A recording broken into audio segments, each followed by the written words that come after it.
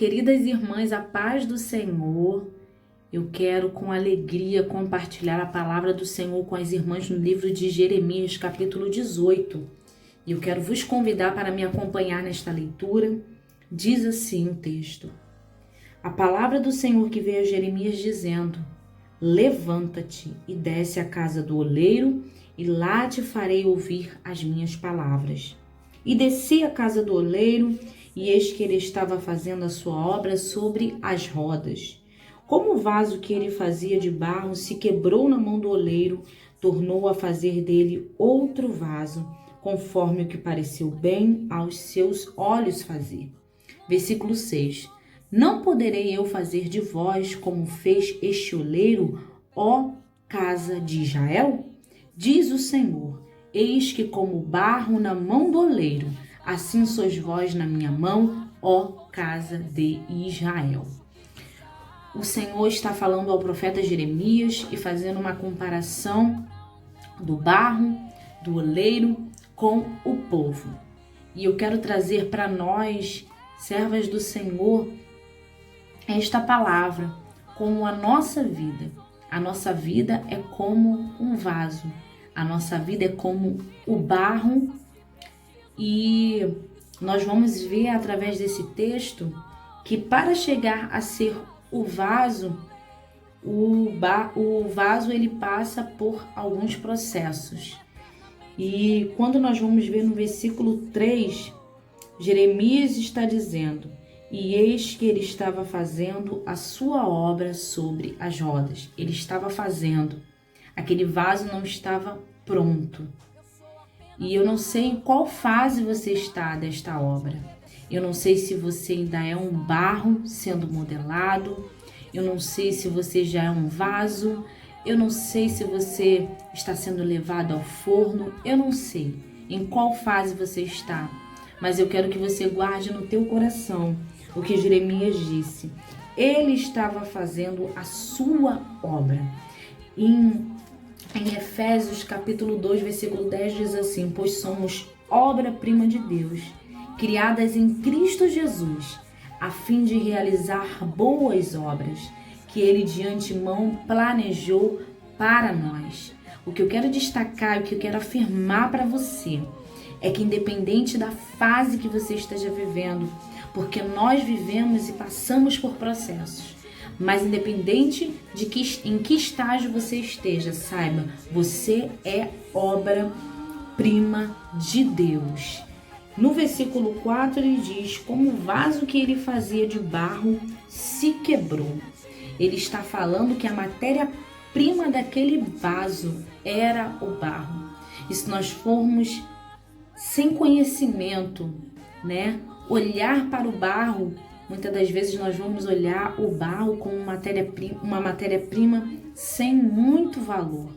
Mas um oleiro, ele sabe exatamente que nas mãos dele, aquele barro, ele pode se tornar uma obra, um vaso.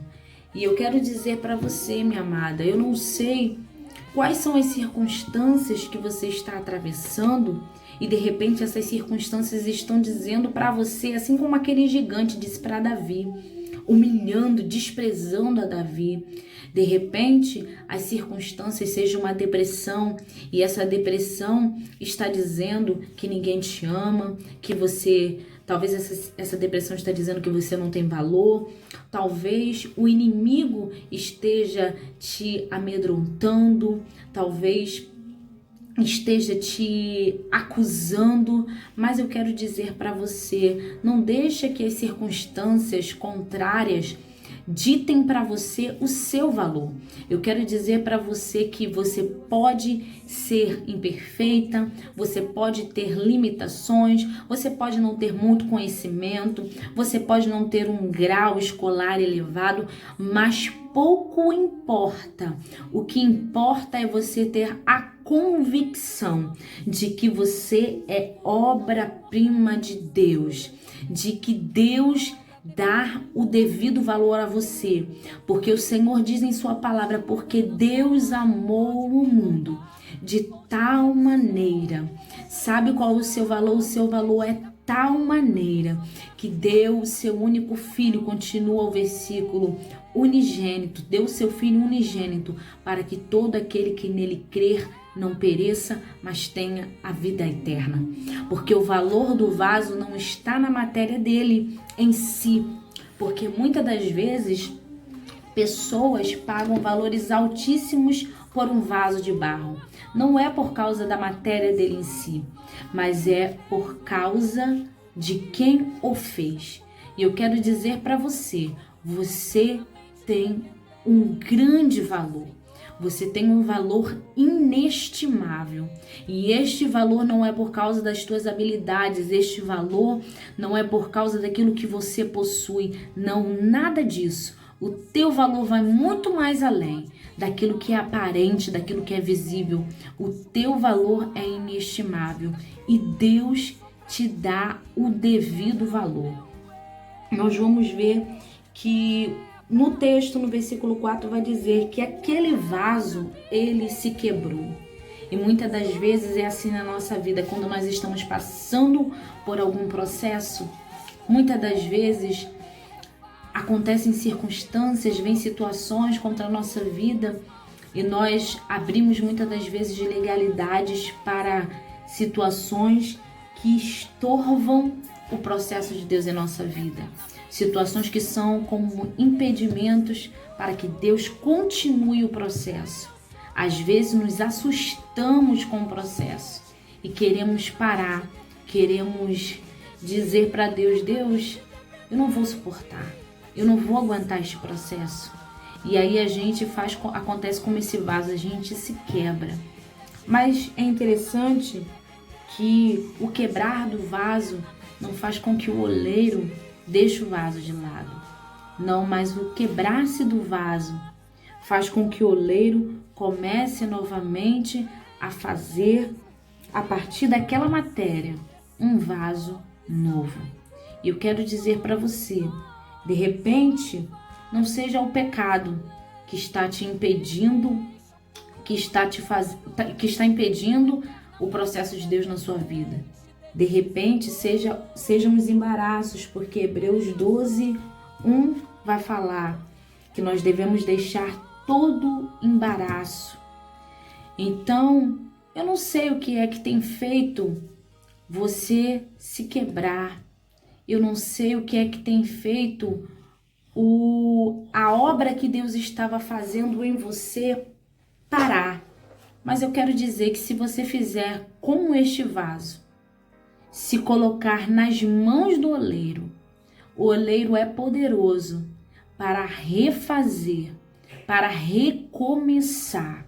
Eu quero dizer para você, minha amada, eu não sei quanto tempo você está parada, há quanto tempo você fugiu do processo, mas eu quero dizer para você, se coloque na mão do oleiro, porque ele é poderoso para nos refazer.